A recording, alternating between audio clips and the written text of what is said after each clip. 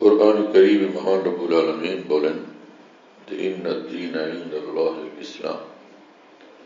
আল্লাহ পাকের নিকট একমাত্র পছন্দনীয়, একমাত্র মনোনীত দিন হলো ইসলাম। আরেক আয়াতে আল্লাহ পাক জাল্লা জালালুহু বলছেন ওয়ামান ইয়াবতাগি গায়রাল ইসলামি দীনান ফালান ইউকবালা মিনহু, যে ইসলাম ব্যতীত অন্য কোন দিন যদি কেউ গ্রহণ করে কোশ্চিনকালেও সেটা আল্লাহ পাকের নিকট গ্রহণযোগ্য হবে না। তো দিন কি জিনিস? দিন বলে ঈমান এবং যত আমলের সমষ্টিকে। দিন বলতে ঈমান, আকায়েদ এবং ইসলামের মধ্যে যত আমল আছে এই দুইটার সমষ্টিকে দিন বলে। তো আল্লাহ পাক জাল্লা জালালুহু বলেন যে ইসলামই আমার নিকট একমাত্র দিন। ইসলাম হচ্ছে এটা রাসূলুল্লাহ সাল্লাল্লাহু আলাইহি ওয়াসাল্লামকে আল্লাহ পাক যে দিন দান করেছেন তার নাম হলো ইসলাম। অন্যান্য নবী রাসূলদেরকে আল্লাহ পাক যে দিন দান করেছিলেন সেখানে একদম চূড়ান্তভাবে ইসলাম নামে সেটা পরিচিত ছিল না, এবং তাদেরকে ঈমানদার বলা হতো, আদম আলাইহিস সালামের অনুসারী বলা হতো, ইব্রাহিম আলাইহিস সালামের অনুসারী বলা হতো। আল্লামা শাব্বির আহমদ উসমানী রাহমাতুল্লাহি আলাইহি বলেন যে ইসলাম নামে এবং মুসলিম নামে অভিহিত করা বিশেষভাবে এটা মুহাম্মদুর রাসূলুল্লাহ সাল্লাল্লাহু আলাইহি ওয়াসাল্লামের যে দিন এবং তার অনুসারীদেরকে আল্লাহ পাক এই নামে বিশেষভাবে অভিহিত করছেন। মিল্লাত আবিকুম ইব্রাহিম হুয়া সাম্মাকুমুল মুসলিমিন। আল্লাহ পাক বলছেন তোমাদের কাজ হলো তোমাদের পিতা ইব্রাহিম আলাইহিস সালামের আদর্শ অনুসরণ করবে, তার মিল্লাতকে অনুসরণ করবে। তিনি তোমাদেরকে মুসলিম নামে অভিহিত করেছেন। হুয়া সাম্মাকুমুল মুসলিমিন। তো ইসলাম নাম বড় ভারী, অনেক ভারী, অনেক সুন্দর, অনেক ওজনদার। ইসলাম মানে পূর্ণাঙ্গ আনুগত্য। ইসলাম মানে আনুগত্য, আল ইনকিয়াদ। ইসলাম মানে হলো কায় মনোবাক্যে মহান আল্লাহর আনুগত্য অবলম্বন করা সর্বহালতে।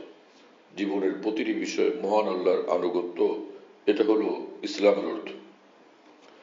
এজন্য যে সমস্ত নবী রাসূলগণ সব সময় চিন্তা করতেন যে ইসলাম আমার মধ্যে কতটুকু আসলো, মহান আল্লাহর আনুগত্য আমার মধ্যে কতটুকু আসলো।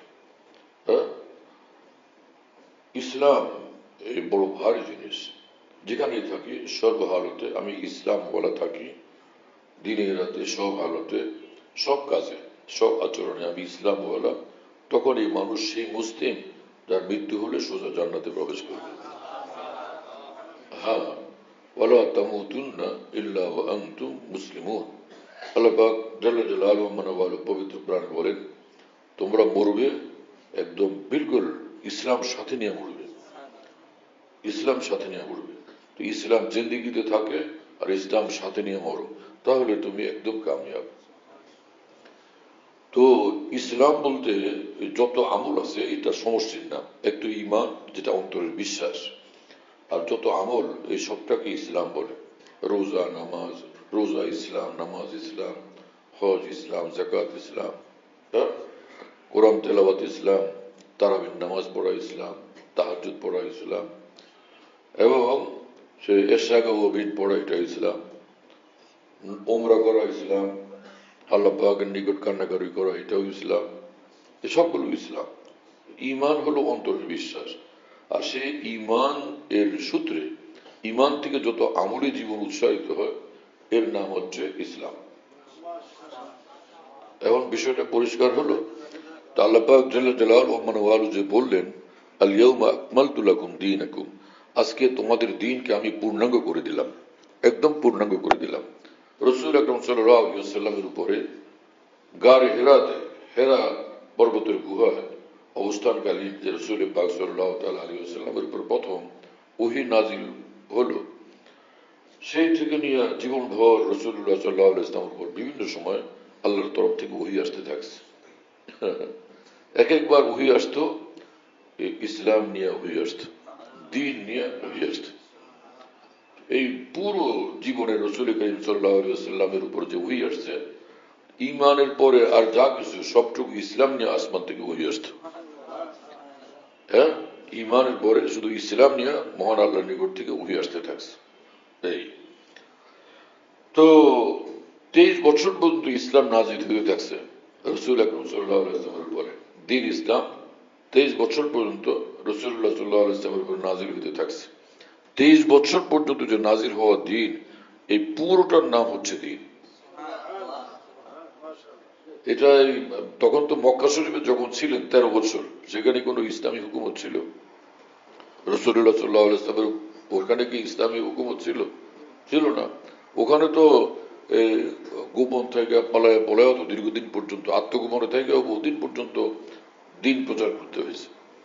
তো মদিনা মুনাওয়ারাতে আসার পর ধীরে ধীরে ধীরে ধীরে শক্তি অর্জন হয়েছে, তো ইসলামী হুকুমত সেখানে প্রতিষ্ঠিত হয়েছে।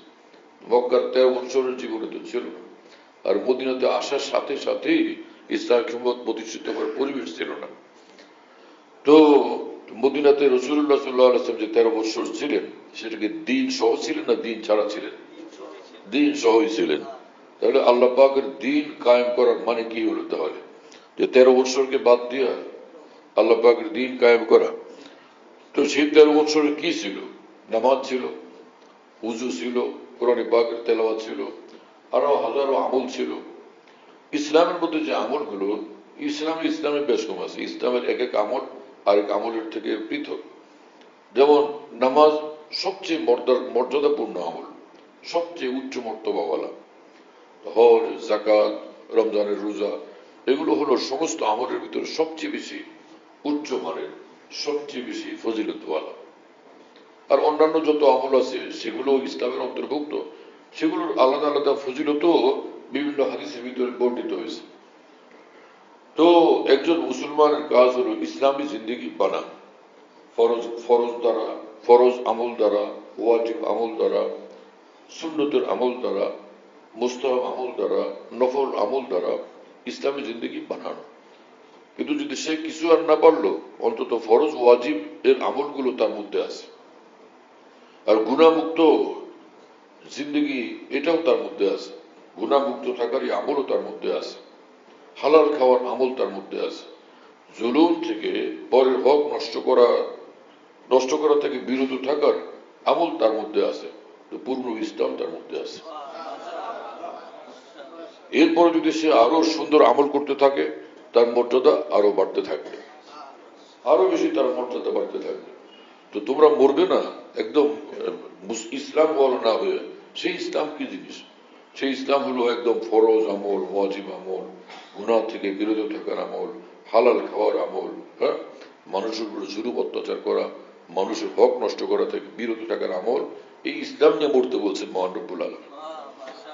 আর যদি সে এশরাক পড়ে নাই, আওয়াবিন পড়ে নাই, তাহাজ্জুদ পড়ে নাই, নফল হজ নফল উমরা করে নাই, সেটাও ইসলাম ছিল। কিন্তু সেই ইসলাম ছাড়া মৃত্যু হলে আল্লাহ পাক তাকে কোনো জিজ্ঞাসাবাদ করবেন না, এর জন্য কোনো শাস্তি হবে না। হ্যাঁ, সেই ইসলাম নিয়েও যদি সে নিজের দুনিয়া থেকে যাইতে পারে, আরো বেশি সে পুরস্কার লাভ করবে, আরো বেশি মর্যাদার অধিকারী সে হবে।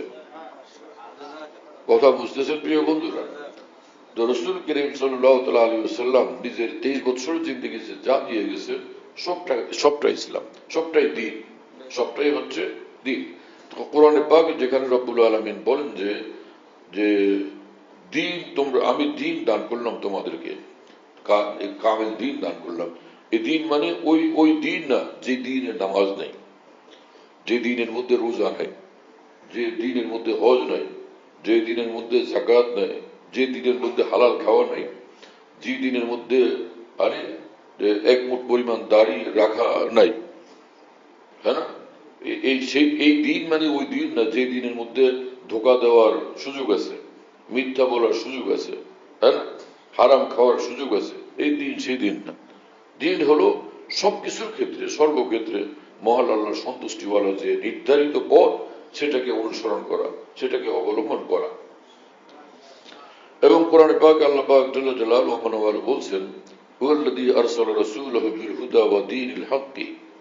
আল্লাহ পাক তার রাসূলকে হেদায়েত এবং দ্বীনে হক ও দীনুল হক, দ্বীনে হক দিয়া তিনি পাঠাইছেন রসুলকে, লিইয়ুযহিরাহু আলা দ্বীনি কুল্লি, অন্যান্য সব দ্বীনের উপর যাতে এই দ্বীন ইসলামকে তিনি বিজয়ী বানায় দেন, বিজয়ী করে প্রতিষ্ঠিত করেন। সব দ্বীনের উপর ইসলামকে তিনি বিজয়ী করে দেখান। রাসূলুল্লাহ সাল্লাল্লাহু আলাইহি ওয়াসাল্লামের উপর যে হুকুম ছিল সব দ্বীনের উপরে দ্বীন ইসলামকে বিজয়ী বানানো, এটার উপর কি আল্লাহ রাসূল আমল করেন নাই? কিসের মাধ্যমে সেই আমলগুলো সেই দ্বীনকে বিজয়ী বানাইছেন? পুরো ইসলামের সব আমলের দ্বারা। এই যে নামাজ মুসলমান পড়ে, এই নামাজ পৃথিবীতে আর কারো কাছে নেই। এভাবে আল্লাহ পাকের দ্বীন বিজয়ী হয়েছে।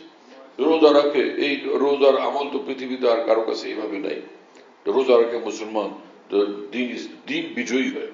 হ্যাঁ, এবং কোটি কোটি টাকা দিলে মুসলমানকে মিথ্যা বলানো যায় না। কোটি কোটি টাকা দিলে সে মুসলমানকে হারামে লিপ্ত করা যায় না। তো বোঝা গেল তার মধ্যে দ্বীন বিজয়ী হয়ে আছে। এটা হলো দ্বীনকে বিজয়ী করা। আর সেই সাথে যে পারিবারিক জীবনে, সামাজিক জীবনে, অর্থনৈতিক জীবনে, অনুরূপভাবে রাষ্ট্রীয় জীবনও দ্বীন ইসলামের আহকামকে প্রতিষ্ঠিত করা, সেটাও ইসলামের দাবি। একজন মুসলমান সেটাও করবে। মুসলমান কেন চাইবে এই কথা যে নমরুদের হুকুমত থাকুক? আমাদের হুকুমত হবে নমরুদের হুকুমত, এটা কি মুসলমান চাইতে পারে? আমাদের হুকুমত থাকুক ফেরাউনি হুকুমত, এটা কি মুসলমান চাইবে? আমাদের হুকুমত থাকুক আবু লাহাবের হুকুমত, আবু জাহালের হুকুমত, এটা কি মুসলমান চাইবে? তাহলে হুকুমত মানে রাষ্ট্রীয় ব্যবস্থাপনা, রাষ্ট্রীয় ব্যবস্থা, সেক্ষেত্রেও যেন আল্লাহর দ্বীন থাকে। তো সেটা পুরো দ্বীনের একটা অংশ, পুরো দ্বীনের একটা অংশ। নামাজ দ্বীনের একটা বিভাগ, রোজা দ্বীনের একটা বিভাগ, হ্যাঁ, হজ দ্বীনের একটা বিভাগ, যাকাত দ্বীনের একটা বিভাগ। এরকম হালাল উপার্জন এবং হারাম থেকে বিরত থাকা, এটা দ্বীনের একটা বিভাগ এবং গুরুত্বপূর্ণ বিভাগ এটা, যেটাকে মুআমালাত বলে, তাই না? এরকম আখলাক চরিত্র সুন্দর করা, এটা দ্বীনের একটা বিভাগ। ছোটদের স্নেহ করা, বড়দেরকে সম্মান করা, এই সামাজিক জীবনের মৌলিক বিষয়। এবং কাউকে কষ্ট না দেওয়া, এটা আল্লাহর দ্বীনের একটা গুরুত্বপূর্ণ বিভাগ। তো এভাবে রাষ্ট্রীয় জীবনে আল্লাহ পাকের হুকুম প্রতিষ্ঠিত করা, রাষ্ট্রীয় ব্যবস্থা থেকে আল্লাহ পাকের দ্বীন মোতাবেক পরিচালনা করা, এটাও দ্বীনের একটা বিভাগ। তো একটা বিভাগকে পুরো দ্বীন তো বলা যাবে না। একামতে দ্বীন কায়েম করার অর্থ শুধু রাষ্ট্রীয়ভাবে দ্বীন প্রতিষ্ঠা করা, দ্বীনের বিধান প্রতিষ্ঠা করা, এই অর্থ করলে তো সঠিক অর্থ হবে। পুরো দ্বীন হলো এই যা কিছু বললাম এই সবটা সমষ্টি। ঈমানের পরে যত কিছু আছে সবটা। রাসূল আকরাম সাল্লাল্লাহু আলাইহি ওয়াসাল্লাম এক হাদিস শরীফে বলছেন, যাকাতু আমাল ঈমান, 3 জিনিস যার মধ্যে থাকবে সে ঈমানের স্বাদ মজা সে পেয়ে যাবে। 3 জিনিস যার মধ্যে থাকবে, কি? মার রাজিয়া বিল্লাহি রাব্বা, আমার রব আল্লাহ, এই কথার উপর সে খুশি। আমার রব আল্লাহ, আমার মাবুদ, আমার প্রতিপালক মহান আল্লাহ, এই কথার উপর সে খুব সন্তুষ্ট। অবিল ইসলাম দ্বীন, ইসলাম তার দ্বীন, এর উপর সে সন্তুষ্ট। দ্বীন হিসাবে ইসলামের উপর সে সন্তুষ্ট। অবি মুহাম্মদ সাল্লাল্লাহু আলাইহি ওয়াসাল্লাম রাসূলা, আর মুহাম্মদ সাল্লাল্লাহু আলাইহি ওয়াসাল্লাম তার রাসূল, এই কথার উপর সে সন্তুষ্ট, এই কথার উপর সে খুশি। এই 3 জিনিস যার মধ্যে থাকবে ঈমানের স্বাদ মজা সে পেয়ে যাবে। এখানে আল্লাহর প্রতি খুশি হওয়া, রাসূলুল্লাহ সাল্লাল্লাহু আলাইহি ওয়াসাল্লামের প্রতি খুশি হওয়া, এটাও কিন্তু দ্বীনের অংশ। কিন্তু সেটাকে আলাদাভাবে বলছেন রাসূলুল্লাহ সাল্লাল্লাহু আলাইহি ওয়াসাল্লাম এটার প্রতি বিশেষভাবে আকৃষ্ট করার জন্য। আল্লাহর প্রতি তুমি খুশি কিনা বলো। কারণ সবকিছু আছে, কিন্তু সে যে কোনো ধর্মের অনুষ্ঠানে যায়, ধর্মীয় কর্মকাণ্ডের মধ্যে শরীক হয়, ধর্মীয় উৎসবে শরীক হয়, তো বোঝা গেল সে আল্লাহ পাকের দ্বীনের উপরে পূর্ণাঙ্গভাবে প্রতিষ্ঠিত নাই। তো এই দ্বীনের উপর চলার জন্য মূল বিষয় হলো আল্লাহর সঙ্গে মহব্বত, আল্লাহর সঙ্গে মহব্বতের সম্পর্ক, রাসূলুল্লাহ সাল্লাল্লাহু আলাইহি ওয়াসাল্লামের সঙ্গে মহব্বতের সম্পর্ক, আল্লাহ রসুলের প্রতি শ্রদ্ধা, রাসূলুল্লাহ সাল্লাল্লাহু আলাইহি ওয়াসাল্লামের প্রতি শ্রদ্ধা, আল্লাহর প্রতি শ্রদ্ধা, এই যে বিষয়, এটা হলো বুনিয়াদ, এটা হলো মূল। আর আল্লাহ যা বলবেন সেটা দ্বীন, রাসূলুল্লাহ সাল্লাল্লাহু আলাইহি ওয়াসাল্লাম যা বলবেন সেটা দ্বীন। তো প্রথম তো আল্লাহর প্রতি তোমার গভীর সন্তুষ্টি, আল্লাহর প্রতি সন্তুষ্টি এবং মহব্বত, আর হচ্ছে রাসূলুল্লাহ সাল্লাল্লাহু আলাইহি ওয়াসাল্লামের প্রতি সন্তুষ্টি এবং আল্লাহ রসুলের প্রতি তোমার মহব্বত। এখন আল্লাহ রসুল যা বললেন সে দ্বীন ইসলাম, এটার উপর তুমি চলো, এটা নিয়ে তুমি খুশি। এই জিনিস যার মধ্যে পয়দা হবে, যাকাতু আমাল ঈমান, সে দুনিয়ার জীবনেই সে ইমানের স্বাদ পেয়ে যাবে, ইমানের মজা পেয়ে যাবে। যেখানে থাকবে সে সবসময় খুশি। সবাই খুশি ওই ঘুষ নিয়ে। এক একজনে খুশি হলো সিনেমা হলে ঢুকে, একজনে খুশি টেলিভিশন দেখে, কাবাডি খেলা দেখে, আর একজন খুশি দিনের উপর থেকে আল্লাহ রসুলকে ভালোবাসার দ্বারা। আল্লাহর ভালোবাসার দ্বারা সে সবসময় খুশি। ওই লোক যখন সিনেমা হলে ঢুকে খুশি, খুব খুশি হয়, আরেকজন সেখান থেকে বিরত থাকে, দিনের উপর কায়েম, সে খুশি। ওর সিনেমা হলের যত খুশি, ওর বাইরে থাকার দ্বারা তার চেয়ে কোটি কোটি গুণ তার খুশি নসিব হয়। सारा जहां खिलाफ परवाह ना चाहिए, मद्दे नजर तो मर्जी जाना ना चाहिए। अब इस नजर से जांच के तो करिए फैसला, क्या क्या तो करना चाहिए और क्या क्या ना चाहिए। কে কিসের দ্বারা খুশি? আমি মহান আল্লাহর, আল্লাহ পাকের দ্বীনের উপরে খুশি, আল্লাহ পাকের সন্তুষ্টির উপর খুশি, রাসূলুল্লাহ সাল্লাল্লাহু আলাইহি ওয়াসাল্লামের সন্তুষ্টির উপর খুশি। এই হলো এক মুসলমানের জিন্দেগি। কি আযীম শান এক জিন্দেগি, কি মহিমাময় এক জিন্দেগি। সুবহানাল্লাহ তাআলা জ্ঞান। ওদের নজর দুনিয়ার উপরে, আর ঈমান ওয়ালার নজর, ইসলাম ওয়ালার নজর শুধু আল্লাহর উপরে, রাসূলুল্লাহ সাল্লাল্লাহু আলাইহি ওয়াসাল্লামের উপরে। এই হলো ইসলাম। আল্লাহ তাআলা আমাদেরকে এই বুঝ দেন এবং কবুল করেন। সুবহানাল্লাহ তাআলা বিহাম। কি আযীম শান এক দ্বীন, ইসলাম কি আযীম শান এক দ্বীন। রাসূলুল্লাহ দ্বীনের মধ্যে সবচেয়ে বড় আমল নামাজ। এজন্য রাসূল পাক সাল্লাল্লাহু আলাইহি ওয়াসাল্লাম বলেছেন, আস-সালাতু ইমাদুদ্দীন, সমগ্র দ্বীনের খাম্বা সেটা হচ্ছে নামাজ। সমস্ত দিন, পুরো দিন যার উপরে কায়েম থাকে সেই জিনিস হলো নামাজ। পুরো দিন তোমার মধ্যে থাকবে যদি তার মধ্যে নামাজ থাকে। আস-সালাতু ইমাদুদ্দীন। এখন সারা দুনিয়ার সব ভালো কাজ তার মধ্যে আছে, কিন্তু নামাজ নেই, তো তার মধ্যে দিন নেই।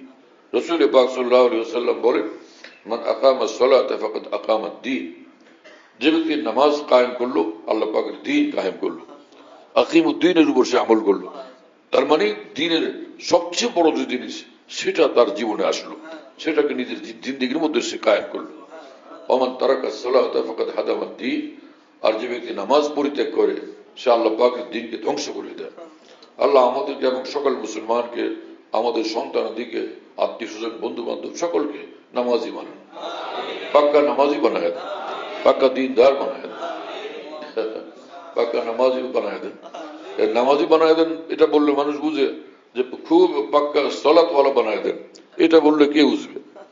হ্যাঁ, হাকিমুল মাওলানা আশরাফ আলী থানভী রাহমাতুল্লাহ আলাইহি বলেন, আল্লাহ পাক হুকুম করছেন পবিত্র কোরআনে যে আমি যা নাজিল করলাম পুরো দিন লোকদের কাছে পৌঁছাও। তো পৃথিবীর সব মানুষ তো আরবি ভাষার মানুষ না, অন্যান্য ভাষার মানুষ আছে। তার কাছে যখন আল্লাহর দ্বীন পেশ করা হবে, আরবিতে পেশ করলে সে বুঝবে, তখন তো সেটাকে ওই ভাষায় অনুবাদ করে পেশ করতে হবে। হযরত থানভী বলেন এতে প্রমাণিত হয় যে আল্লাহ পাকের দ্বীনের অনুবাদ করা এটাও ওয়াজিব। বিভিন্ন ভাষা আল্লাহ পাকের দ্বীনের অনুবাদ করা এটাও ওয়াজিব। আর না হলে সে দ্বীন পৌঁছাবে কিভাবে? ওই মানুষকে চীনের ভাষায়, চায়না ভাষায় বোঝানো লাগবে, হ্যাঁ, জার্মানি ভাষায় বোঝানো লাগবে, জাপানি ভাষায় বোঝানো লাগবে, হিন্দি ভাষায় বোঝানো লাগবে, ইংরেজি ভাষায় বোঝানো লাগবে, বাংলা ভাষায় যেমন বোঝানো লাগবে। কি কথা বুঝেন নাই?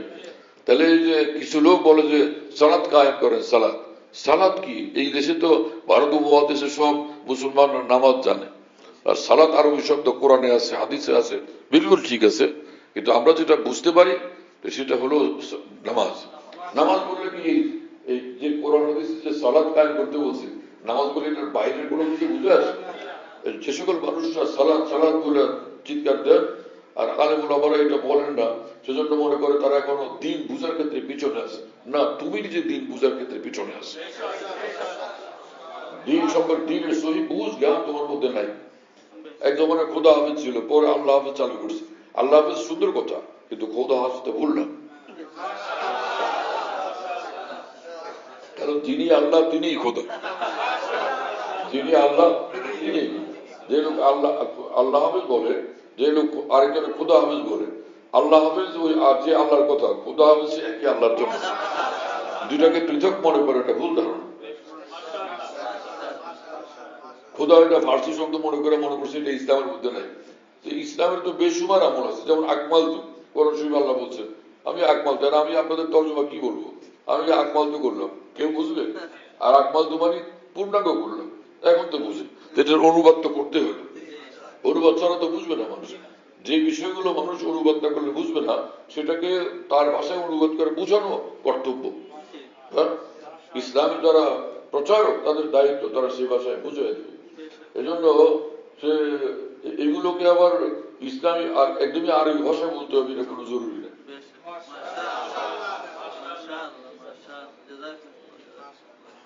এগুলো সব এক ধরনের লোকের আবেগী কথা। এগুলো করতে পারার দ্বারা মনে করে ইসলামকে জয় করার ক্ষেত্রে তারা আগে গেছে। না, তুমি পিছনে পড়ে গেছো। আল্লাহ পাক দিন পৌঁছানোর ধারার মধ্যে তুমি ব্যাঘাত তৈরি করছো, প্রতিবন্ধকতা তৈরি করছো। হ্যাঁ, সুবহানাল্লাহ তাআলা বিহামদি। রাসূল আকরাম সাল্লাল্লাহু আলাইহি ওয়াসাল্লাম বলেছেন, লা ঈমানা লিমান লা আমানাতা লাহ। যার মধ্যে আমানতদারি নেই তার মধ্যে ঈমান নেই। তার মানে ঈমান যার মধ্যে থাকবে তার মধ্যে আমানতদারি থাকতেই হবে। আমানতদারির ঘাটতি এটা ঈমানের হক পূরণের ঘাটতি, ঈমানের দায়িত্ব পালনের ঘাটতি এবং কঠিন ঘাটতি।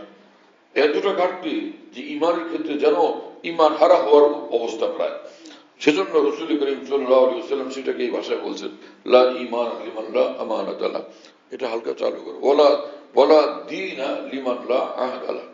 হ্যাঁ, এবং যার মধ্যে ওয়াদা অঙ্গীকার চুক্তি, ওয়াদা পূরণ অঙ্গীকার পূরণের এই আমল নেই, ওয়াদা ভঙ্গ করে চুক্তি ভঙ্গ করে, তার মধ্যে দিন নেই, তার মধ্যে দিন নেই।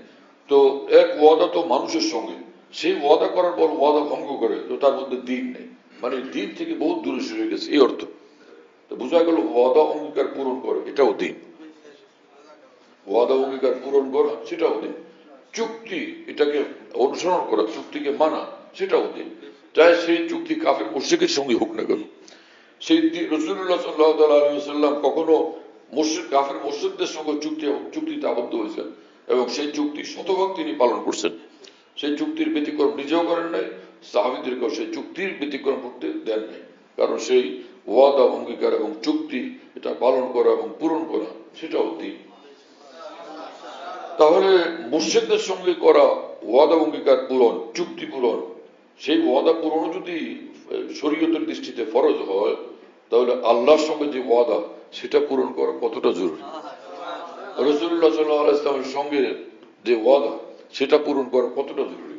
তো কোরআন শরীফে আল্লাহ পাক জাল্লা জালালুহু ওয়া মানওয়ালু বলেন যে আমি তোমাদেরকে জিজ্ঞেস করছিলাম আলাস্তু বিরাব্বিকুম। সব রূহদেরকে একত্রিত করে আল্লাহ পাক বলছিলেন আমাদের সকলকে, তো আমি কি তোমাদের রব না, আমি তোমাদের মাবুদ না, আমি তোমাদের প্রতিপালক না? সকলেই তখন সমস্যারে বলছিল যে নিশ্চয় আপনি আমাদের রব। হ্যাঁ, সকলে বলছিল বলা, মানে যে কেন আপনি আমাদের রব না, মানে অত্যন্ত জোরদার ভাবে শক্তিশালী ভাবে আমরা সেখানে স্বীকার করলাম যে এবং ওয়াদা করলাম যে আপনি আমাদের রব, তার মানে আপনার পছন্দ মোতাবেক আমরা চলবো, এটা অঙ্গীকার করলাম। আপনার কথা মোতাবেক চলবো, আপনার সিদ্ধান্ত মোতাবেক চলবো, আপনার পছন্দ মোতাবেক চলবো, অঙ্গীকার হয়ে গেছে। তা আমাদের সমগ্র জীবনে সে অঙ্গীকার বাস্তবায়ন করা আমাদের উপর ফরজ, সমস্ত জীবনে সে অঙ্গীকার বাস্তবায়ন আমাদের উপর ফরজ। এজন্য ভারতের মহান বুজুর্গ আরিফুল হিন্দ খাজা আজুর হাসান মরজুক রহমতুল্লাহ আলী বলেন, दिल अजल से था कोई आज का शायदाई है, थी जो एक चोट पुरानी वो उबर आई है। আমার আমার অন্তর যে মাওলার দেওয়ানা, এটা নতুন কথা না। সেই আলাস্তু বিরব্বিকুম আল্লাহ পাক যেদিন বলছিলেন সামনাসামনি, তখন থেকেই এই দিল তার দেওয়ানা, তখন থেকে আমি তার দেওয়ানা, তখন থেকে আমি মাওলার দেওয়ানা হয়ে গেছি। হ্যাঁ, যে পরম সুন্দরকে যে দেখে আর কোনো দিকে না তাকে সেদিকেই তাকায়। একদিকে 10 লাখ মন গোবর আছে, আর একদিকে একটা গোলাপ ফুল আছে, মানুষ কোন দিকে তাকাবে? 10 লক্ষ টন গোবরের দিকে না গোলাপের দিকে তাকাবে? গোলাপের দিকেই তাকাবে। তো গোলাপের মধ্যে একটুখানি আল্লাহ পাকের সৌন্দর্যের চিটা লাগছে, ও এত সুন্দর। চাঁদের মধ্যে একটুখানি আল্লাহ পাকের সৌন্দর্যের চিটা লাগছে, সেই চাঁদ তাই এত সুন্দর। সমগ্র বসন্তের শরীরে মহান আল্লাহর সৌন্দর্যের একটুখানি চিটা লাগছে, তাই বসন্ত এত সুন্দর। তো মহান আল্লাহ কত সুন্দর। আর সেই সামনাসামনি রব্বুল আলামিনকে আমরা তখন দেখছিলাম, তখন আমাদের কি অবস্থা হয়েছিল? তখন সকলের এক কথা ছিল যে নেই হো কিসি কা তো কিউ হো কিসি কা, উনিকা হুয়া জানা, আমি শুধুই আপনার আর কারণ, আপনার হয়ে থাকবো আর কারো হব না। এটা ছিল তখন আমাদের অঙ্গীকার। সেই অঙ্গীকারকে জীবন জুড়ে মৃত্যু পর্যন্ত, আজীবন আবরণ এটা প্রতিফলিত করতে থাকা, বাস্তবায়ন করতে থাকা, সেটা আমাদের কর্তব্য। जो उनकी खुशी है वो मेरी भी खुशी है, जा दिल तुझे छोड़ा कि जिधर वो है उधर हम। আমার নিজের মনের কথা শুনবো না, যা কিছু যে বিষয়ে আল্লাহ খুশি, আমি আল্লাহ পাকের খুশির উপরে আমার সব খুশিকে উৎসর্গ করব। আমার খুশির উপর আমি চলবো না, আমি আল্লাহ পাকের খুশির উপর চলবো। আমার পছন্দের উপরে আমি চলবো না, আল্লাহ পাকের পছন্দের উপর আমি চলবো। রাসূল আকরাম সাল্লাল্লাহু আলাইহি ওয়াসাল্লাম সাহাবা একরাম রাদিয়াল্লাহু তাআলা আনহুকে দিন রাত এইভাবে তৈরি করছিলেন। একটা ঈমানওয়ালা তারা আল্লাহর খুশির উপর চলবে তোমরা, আল্লাহর খুশি, এর বাইরে চিন্তাও না করা, এক কদম না রাখা, একটা শব্দ উচ্চারণ না করা, আল্লাহ পাকের খুশির বাইরে, আল্লাহর খুশি। আর আল্লাহ রসুলের ইতাআত, আল্লাহ রসুলের আনুগত্য, আল্লাহ রসুলের নির্দেশ এবং নির্দেশনা মানা, ফলো করা, এটা হবে তোমাদের জিন্দেগি, যাকে ইসলাম বলে এবং দ্বীন বলে। এই হলো তোমাদের জিন্দেগি। তো দ্বীন তো আল্লাহ রসুলের ফরমান, আল্লাহ রসুলের নির্দেশ, আল্লাহ রসুলের নির্দেশনা এবং আল্লাহ রসুলের বিধান মানা, কথা মানার নাম। কি কথা বুঝে আসছে প্রিয় বন্ধুরা?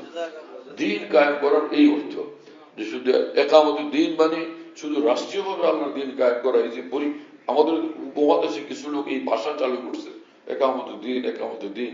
কিছু বড় বিষয়রাও ওদের দ্বারা প্রভাবিত হয়ে গেছে, যারা একামতে দ্বীনকে রাষ্ট্রীয়ভাবে দ্বীন প্রতিষ্ঠান নামে ব্যবহার করে। এখন ওই মানুষরা বলতে থাকে, হ্যাঁ একামতে দ্বীনের কাজ তো আমাদের হয়নি। হ্যাঁ, পাগল কোথাকার। দিন রাত তোমরা যে লোকদের কাছে আল্লাহর দ্বীনের কথা বলো, সকলে হকের উপর চলেন, হ্যাঁ, অন্যায়কে পরিহার করেন, নামাজ পড়েন, আল্লাহকে ডাকেন, আল্লাহকে ভালোবাসেন, এগুলো সব একামতে দ্বীন। এই সবই কি একামতে দ্বীন। এবং কোরআনে কারীমে মহান রব্বুল আলামিন বলেন, আল্লাযীনা ইম্মাক্কান্নাহুম ফিল আরদি আকামুস সালাতা ওয়া আতামুজ যাকাতা।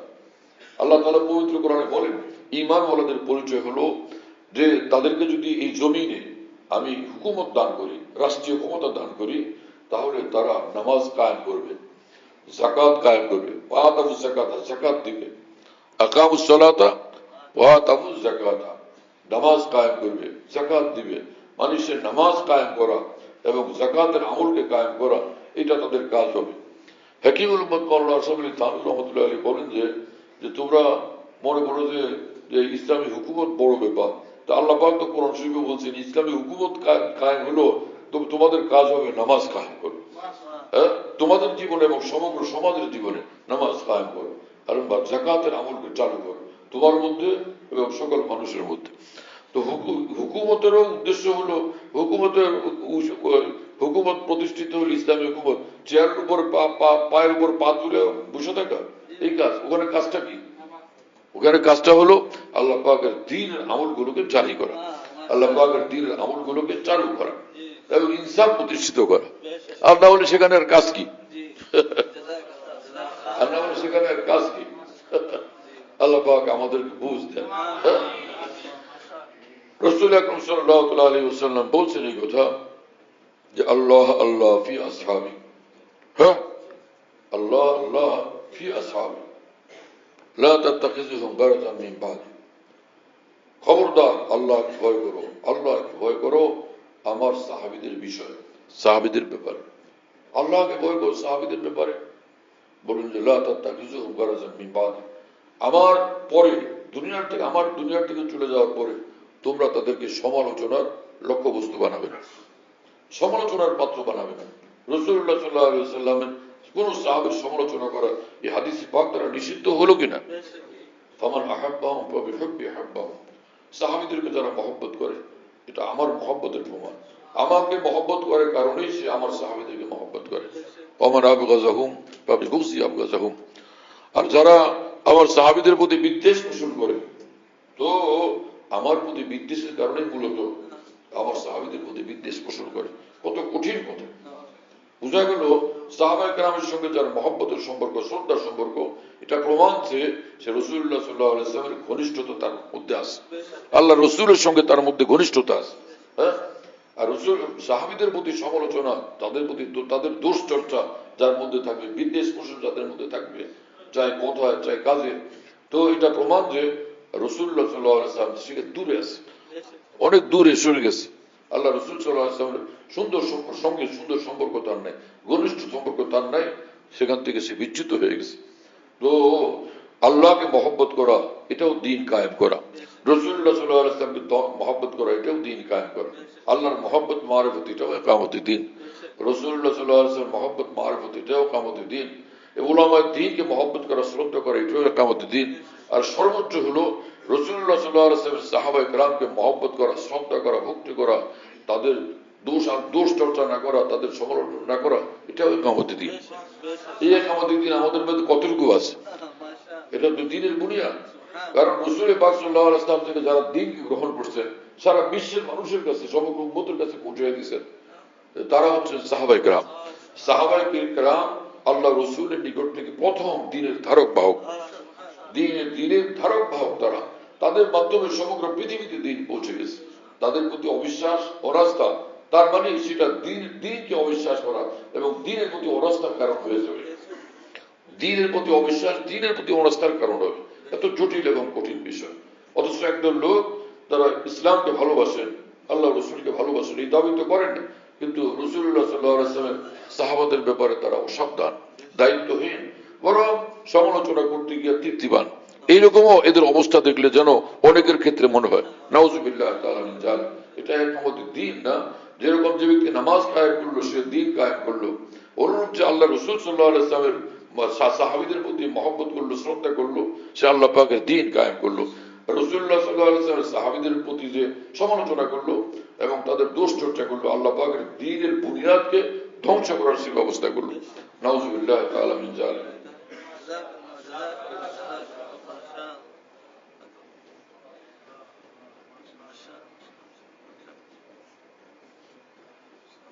হ্যাঁ, আল্লাহ তাআলা আমাদের সকলকে আল্লাহর দ্বীনের মহব্বত দান করে, দ্বীন মোতাবেক আমলে জিন্দেগি দান করে। ইসলামকে বোঝা দরকার, দ্বীন ইসলাম কি জিনিস।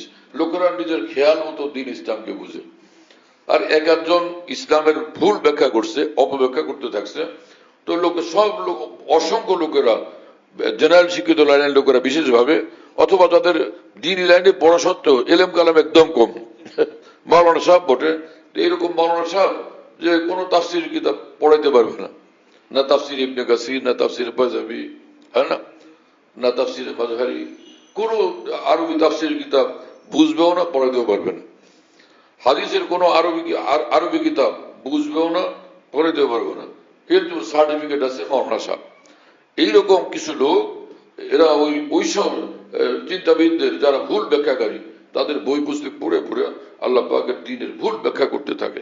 আল্লাহ তাআলা এদের থেকে আমাদেরকে বাঁচান, সমস্ত মুসলমানদেরকে বাঁচান, এবং আল্লাহ পাক তাদেরকেও বাঁচান। কারণ আমাদের সকলকে ঈমান আর ইসলামের দৌলত নিয়ে দুনিয়া থেকে যাওয়া দরকার। আল্লাহ সেভাবে আমাদেরকে কবুল করেন। ওয়া আখিরু দাওয়ানা আলহামদুলিল্লাহি রাব্বিল আলামিন ওয়া সাল্লাল্লাহু আলা নবিয়্যিল কারীম।